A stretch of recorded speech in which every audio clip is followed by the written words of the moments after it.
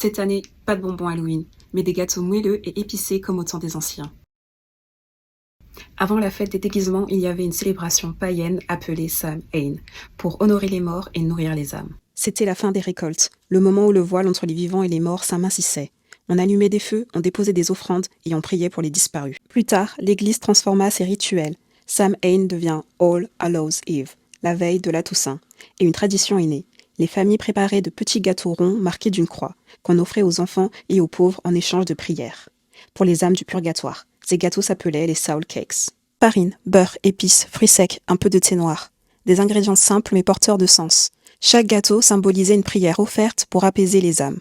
En Angleterre, on frappait aux portes pour demander un Soul Cake.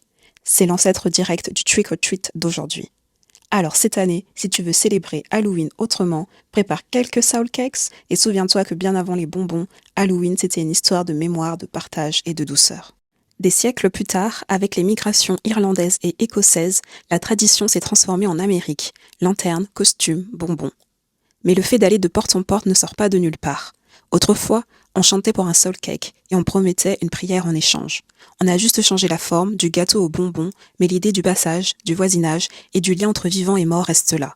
Moi, je te propose une version du soul cake plus moelleux que biscuit sec. C'est une interprétation moderne, mais elle colle bien à l'esprit des gâteaux traditionnels qu'on voit dans certaines sources. Simple, épicé et parfois sec, parfois moelleux, comme un scone.